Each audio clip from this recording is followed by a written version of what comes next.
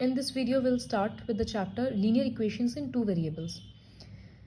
सबसे पहले देखते हैं कि linear equation in one variable मतलब क्या होता है. सपोज एक इक्वेशन है 3x + 5 = 2x सपोज.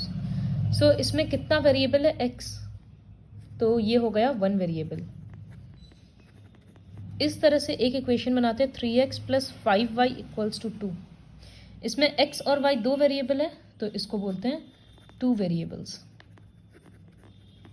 अभी तक हम लोग linear equation in one variable solve करते आ रहे थे.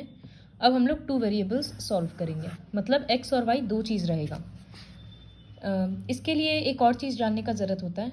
जैसे पॉलिनोमियल्स का एक स्टैंडर्ड फॉर्म था ax² + bx + c, वैसे ही लीनियर इक्वेशन का स्टैंडर्ड फॉर्म होता है ax + by + c = 0. तो क्या ये स्टैंडर्ड फॉर्म में है? x का टर्म इधर है, y का टर्म इधर है, लेकिन ये जो कांस्टेंट टर्म है स्टैंडर्ड फॉर्म के अकॉर्डिंग राइट साइड में हमेशा 0 होना चाहिए. तो अगर इसको स्टैंडर्ड करेंगे तो कैसे लिख सकते हैं? 3x + 5y, 2 को उधर लाएंगे तो -2 = 0. ये स्टैंडर्ड फॉर्म है. ये दो चीज़ था इस वर्कशीट के लिए. So I am starting with the exercise 4.1. First question है, cost of notebook is twice the cost of pen. Write a linear equation to represent this statement. जैसे जनरली हम लोग क्लास 8 में क्या करते थे, पीछे में जो है उसको x ले लेते थे, कॉस्ट ऑफ पेन को x ले लेते, तो कॉस्ट ऑफ नोटबुक हो जाता है 2x.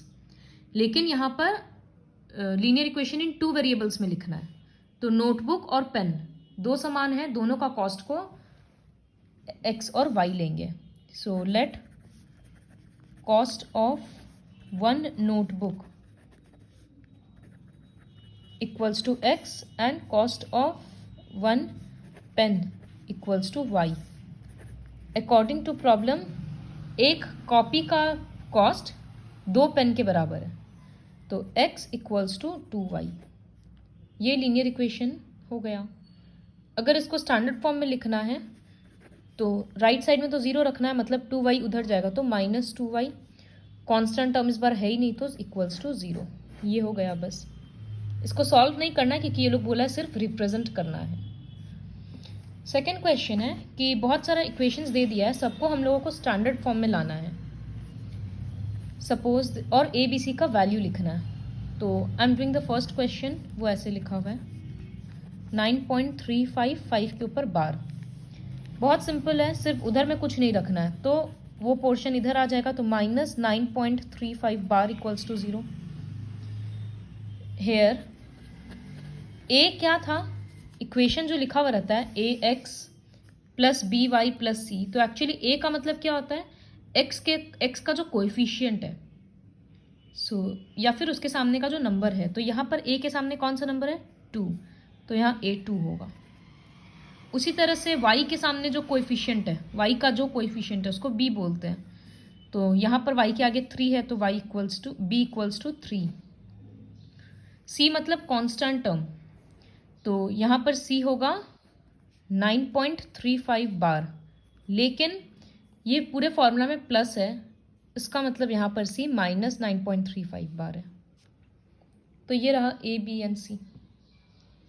इसी तरह से सबको करना. Suppose I am doing question number 7, y - 2 = 0. ये ऑलरेडी स्टैंडर्ड फॉर्म में है, तो यहाँ पर डायरेक्टली a b c लिखेंगे, a b and c. a तो x का कोएफिशिएंट होता है, वो तो यहाँ पर है ही नहीं, तो इसका मतलब 0. b मतलब y के आगे नंबर, कुछ नंबर नहीं है, मतलब 1, एंड c -2. तो ऐसे ये वर्कशीट खत्म करना है. Now coming to the next worksheet. इस वर्कशीट में हम लोग सोल्यूशंस निकालना सीखेंगे इक्वेशंस का. Suppose I am taking an equation 4x + 3y = 12. इसका सोल्यूशंस निकालना है. सोल्यूशन निकालने का मतलब होता है कि x का या तो y का वैल्यू अपने मन से अज्यूम करो. सपोज व्हेन x = 0, तो इस इक्वेशन में क्या हो जाएगा, 4x के बदले × 0 + 3y = 12, विच इम्प्लाइज देना, इक्वल्स टू मत देना, ये तो 0 हो जाएगा. तो 3y = 12, y = 4. तो अगर हम लोग एक टेबल बनाएंगे,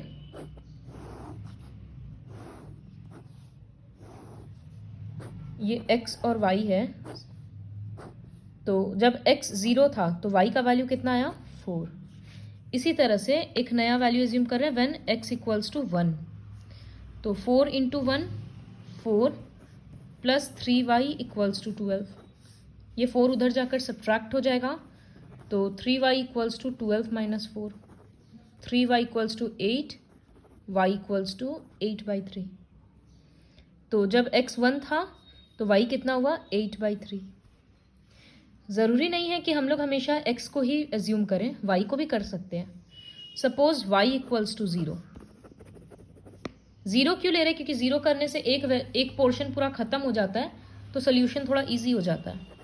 तो ये 4x plus 3 into 0 equals to 12, तो 4x ये पोर्शन तो हट जाएगा, equals to 12, x equals to 12/4 3। तो y जब 0 था तो x हुआ 3। तो ऐसे करके टेबल सॉल्व किया जाता है, सॉल्यूशंस निकाला जाता है। तो हम लोग क्या देख रहे हैं कि अगर ये तो नॉन स्टॉप चल सकता है, जब जब x का वैल्यू अलग अलग होगा y का वैल्यू अलग अलग होगा। तो इसी तरह से कितना सारा सॉल्यूशंस मिलेगा, इनफाइनाइटली मेनी सॉल्यूशंस। वही एक्सरसाइज 4.2 का पहला क्वेश्चन है। Which of the following option is true and Y.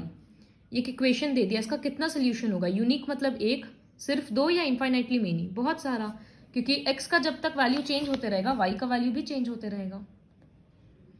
Next question है right 4 solutions for each of the following equations. I am solving one question. Equation है πx plus y equals to 9। यहाँ पर equation को standard form में लिखने का ज़रूरत नहीं है। सॉल्व करना मतलब x और y का वैल्यू एज्यूम करना। तो x का वैल्यू एज्यूम करते हैं when x equals to 0, pi into 0 plus y equals to 9। ये पूरा कैलकुलेशन दिखाना है, कोई भी स्किप नहीं करेगा।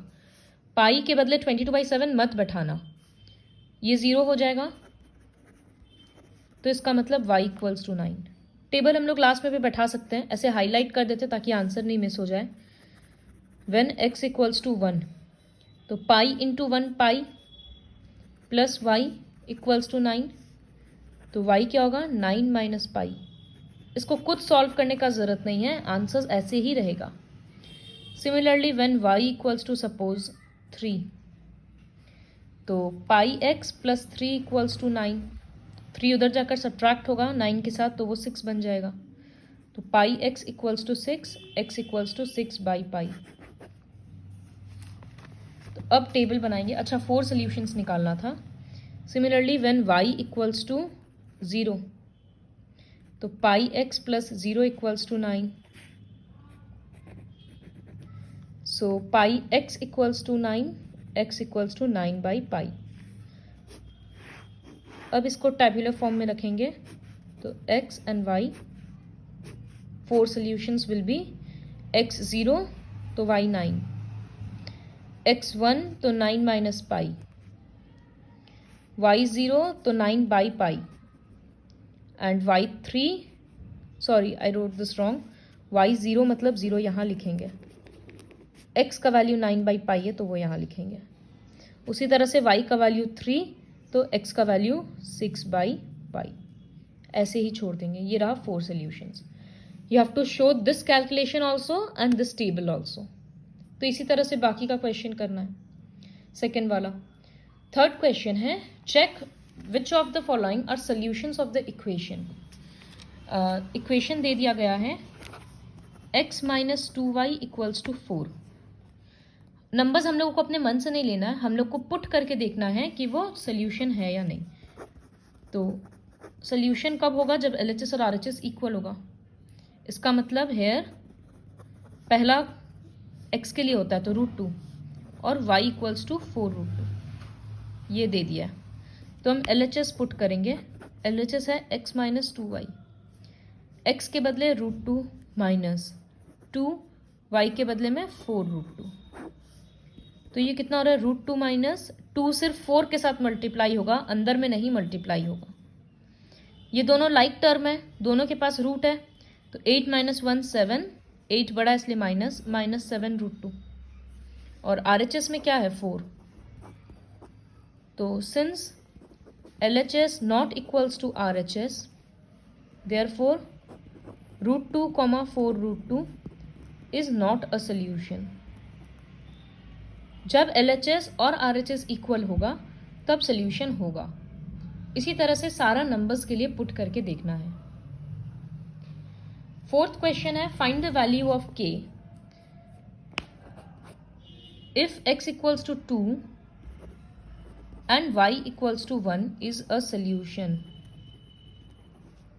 कौन सा इक्वेशन है? 2x plus 3y equals to k।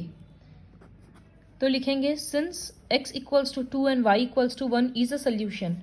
Already बोल दिया है कि सोल्यूशन है, तो इसका मतलब देयरफॉर जब हम x के बदले 2 बैठाएंगे और यहाँ पर y के बदले 1 बैठाएंगे तो LHS RHS ऑलरेडी इक्वल होगा। तो ये नंबर्स है बस 4 plus 3 equals to k equals to 7। इसमें चेक नहीं करना है सोल्यूशन है कि नहीं, ऑलरेडी बोल दिया गया है।